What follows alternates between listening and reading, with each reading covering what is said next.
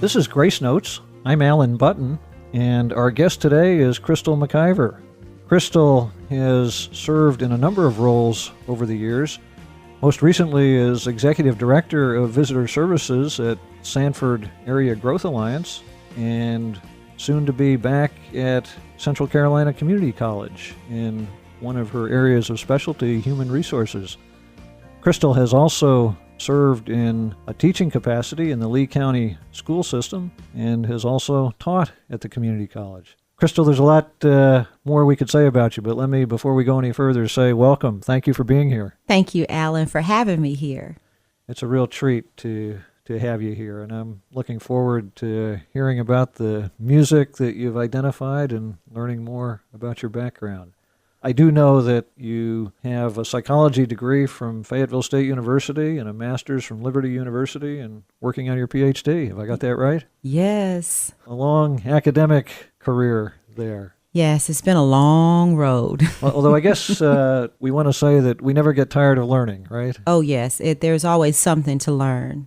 Tell us, to get us started, if you would, Crystal, a little bit about your background, where you came from and how you got to where you are. Sure. Just a little bit of my background. I am a native from Durham, North Carolina, and I was born and raised partially there in Durham. 5th grade, I was adopted into Sanford by the late Miss Mabel Boyd, and she was a school teacher. As we speak about education, and we understand why that career is so long. So I came to Sanford by way of being adopted. Well, I know that for most adopted children, there is a backstory there, and I guess your story is no exception. You had some difficult years early on? Yes, Alan, I did. Expected to be born to a mom and father, both who were heavily active with the drug community, and just could not get the situation as far as being a parent on track. And so social services was very heavy in my life, elementary years, and just some of the advantages that most children have. I did not have those advantages. I spent most of my elementary school years in counseling. The school counselors and the city of Durham had a therapist that I spent much of my educational, and I would say that was just elementary school years, with therapists and with counselors. So much till I did not pass the 1st grade. So that was a setback for me in elementary school, and that had a lot to do with just my parents not able to do what it took to raise me. So you were adopted in 5th grade, and then how did things go for you through high school? Yeah, so I was adopted in the 5th grade. I went over to the late W.B. Wicker School. 5th grade, 6th grade, I struggled, just still remembering some of the challenges that I had prior to coming into this family. 11th grade, my mom met me at the end of the driveway. Alan, I was a little frisky little girl, and sneaking out at night and just acting like a teenager, I would say. But my mom was a firm lady, and she found out, and she just was not going to have that. So she wrote a letter to me. I remember getting off the bus and seeing her at the edge of the driveway, and she handed me this letter. And I opened the letter and I started reading, and I quickly realized that she was putting me out. Just off the school bus, no clothes or anything. And I said, "Mom, what about my things?" And she let me know I didn't have any things. And so that day, 11th grade, I found life in a different position. And I considered myself homeless at that time because I had to go and stay with several different people. Sounds like what we would call tough love. Oh, yes, it was definitely tough love. Definitely tough love. Tell us, Crystal, about this song, speaking of childhood, that you've selected, Greatest Love of All. Why is that special to you? Well, I picked that song particularly because one line in there that says, "I believe the children are the future." And growing up, I did not feel like adults felt that I was a part of the future. I actually felt like I was a nuisance and that I was a burden on the people who had to assist me as I was growing up. And so this song just speaks to the fact that children are the future, and assisting children to make a good life actually helps us as a whole. So that song really speaks to me in many different ways. Let's hear the song, Greatest Love of All by Whitney Houston.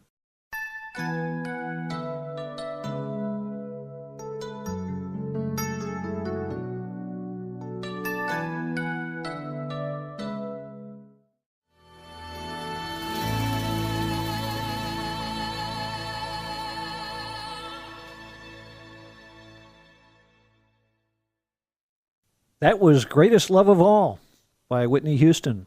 If you're just joining us, our guest today is Crystal McIver. Crystal, it looks to me like maybe there's some more you'd like to say about that song. Listening to the words of that song, and my favorite, no matter what they take from me. As a kid, I remember now just like always thinking, they took my parents from me. And the song just says, no matter what they take from me. To me, that just refers to the ability to make it regardless to what's happened or what's happening in your life. It also says searching for a hero. And I just felt as a kid, I wanted to find someone that believed in me, that really, really believed in me and fed me and nourished me with kind words that would make me believe in myself. And ultimately, that just wasn't what happened. I had to learn to believe in myself. I had to learn to encourage myself as I was going through. I found that if you're down, people just don't want you around. And so I learned early on being down was not going to be how I was going to reach the things that, I wanted to reach. And the song also says, I learned to depend on me. And that is one of my best attributes, not making my life the responsibility of someone else. And so the greatest love of all is me. You told me before we came into the studio that you have a private business that involves you in coaching others, and it strikes me that what you have just talked about fits in really well with that priority for encouraging others. That is exactly right. You've also told me about speaking to yourself, and I guess that's what this song says in a lot of respects too, isn't it? Yeah, definitely. Being able to be your best friend in a storm is just so powerful. Tell me about any individual or experiences that you've had where you've seen that perspective bear fruit. Are there others that you've seen encouraged by the message that you communicate about loving and forgiving oneself? And I tossed in forgiving there because I know you've talked that's a about, part of it. That's a part of it. You've mentioned me working in different capacities in Lee County. I will just say, as a part of a program that I've built for the college, it was called Fresh Start. And that particular program was built for former offenders. And being able to work with that population and encourage them to let go of the naughty emotions that, of course, come along with that road that they've had to travel, being a part of the prison system and then coming out and then looking for employment and having that challenge of believing in yourself when there's so many people who know your past and they're holding you accountable for your past and you're ready to move on. Very successful program, the Fresh Start program, in allowing that population to move forward in employment or self-improvement, just depending on what each client wanted to get out of the program. What is your priority for dealing with people on a one-to-one basis, just your own personal, casual relationships as you go about your day? Well, Alan, I believe, and I believe in lots of things, but I believe... You're a believer. Yeah, I'm a believer. I believe that this universe has laws. And one of the laws that I really, really promote and talk heavily about is the law of attraction. But my second favorite is the law of oneness. And it just says that everything is of one, that you're me and I'm you. And I do believe that we came from the same source of energy. And so my mission in life is to treat people according to what I believe believe that everyone deserves. And so I believe that if I treat you with kindness, that you're going to go home and you're going to treat your family with kindness, and then your family's going to treat the next person that they're in contact with kindness. And before you know it, we have this domino effect that people are enlightened and that people are now aware of who they really are, which is we're amazing human beings. We're amazing creatures. And I just think that I'm charged with using my energy to enlighten other people. What you've said reminds me of the golden rule. That sounds like another way to say you have as a priority treating other people as you'd like to be treated yourself. Oh, definitely. More so than just a priority. It's a lifestyle for me. I've tested it. I've actually treated someone unkind, and then I've practiced treating people kind just to see, what would happen. And when I would treat someone unkind, probably minutes afterwards, something would happen that wouldn't make me feel proud. And I would have to give it credit for how I treated someone maybe a few minutes prior. And then I've practiced, even when I'm not feeling my best, treating someone, and I wouldn't say the way that I want to be treated, but the way that people should be treated. So treating people the way that they should be treated lend me great results. So then a surprise would happen, or something nice would just almost like fall out of the sky. Krista, you've identified another song for us, I Believe I Can Fly. Tell us why that's special to you. Well, at one point in time of my life, I didn't even believe I could stand, much less fly. And that was a result of what I was told. Really, if I study people and emotions, and I had to give credit to the emotions that I had prior based on what someone told me about myself and about my parents and about my lifestyle, that I'd never be anything. And I unfortunately took some of those things into consideration. But when I started testing my own power, and I shared with you, I came up with a method called the 3 sources of power. They are the words that I speak, the things that I think, and the choices that I make lend me results based off of what I think while I'm doing those things. And so I just believed that I could fly. I believed that I could make it past my past history of being a failure. And this song itself just speaks about not giving up and believing just in myself. Let's hear the song. Written originally for Space Jam, a kids' movie starring Michael Jordan in a world of cartoons that also included Bugs Bunny. I Believe I Can Fly by R. Kelly. I used to think that I could not go on, and life was not.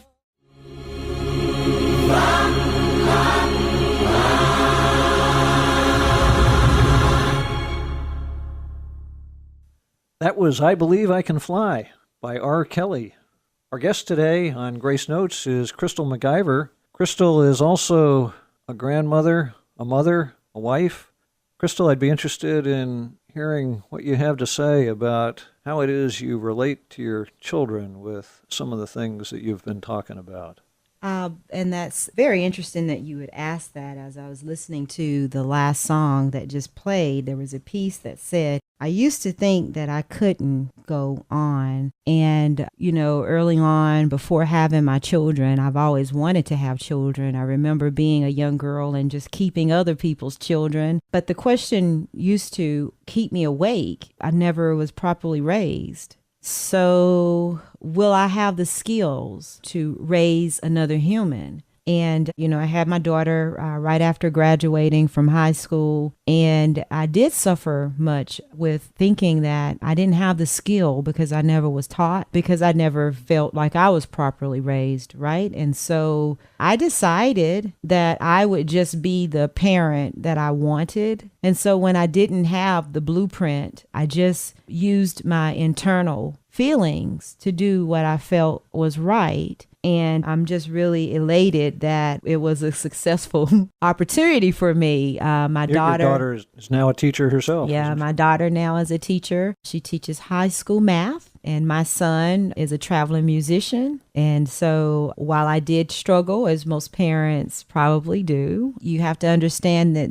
These creatures have their own minds and they came here with their own thoughts. And so it was the joy of my life, having the chance to have that healthy parent-child relationship. And even though I didn't have it as a child, I just thank God that I was wise enough to not waste my time feeling sorry for myself.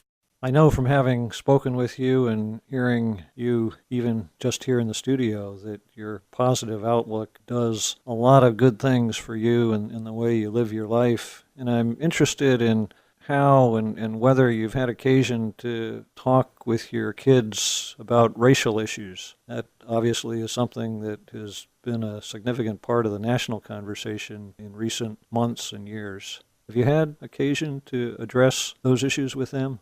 That's a really interesting question. I am considered African American or Black or however, each person may want to say that, and my children are of the same. And I've always just raised my children to understand that they were a part of the human race and that people's choices of how they treat them have nothing to do with how they are to behave. I've always told my children that they were important, regardless to anything that they've ever heard before. And so keeping them aware of who they really are, not a color, not a race, but a human being, is something that I'm very proud that I was able to do with my children. Sounds like you've got it together. I like to think that I'm still practicing. Crystal, so much of what you've shared, so much of what you've had to say, I think, comes to a peak here with this third song that you've identified, Ain't No Stopping Us Now. What is it about that song that is special to you? Well, Alan, when I came up with the method, the 3 sources of power, it was really in the heat of my own personal profession, which I am a life coach and a consultant. And by the way, those 3 words, thoughts, and choices? Yeah. So at some point in time in my life, I decided that I was enough to live this life that I'm living. And regardless to anything that had ever happened to me or anything that anyone else had to say about or to me, I had the ability to make my life the life that I wanted to live. And there was nothing, and there is nothing that can stop me except for me. The song speaks about being around people that have negative vibes. In my coaching firm, I teach people, if you're around a negative person, because we are energy, you're going to be affected by that person. And this song talks about being able to just push those things aside and just live unstoppable and not bragging and not tooting a horn, but just being who I came to earth to be. Nothing can stop me right now. And I teach my clients the same thing. Well, Crystal, it's been a real treat having you here. It's been my pleasure. The positive vibes that you bring are a real encouragement. Oh, wow. Thank you. I thank you for joining us. Thank you for having me. Wish you well as you go forward, not being stopped. Let's hear the song, Ain't No Stopping Us Now, by McFadden and Whitehead.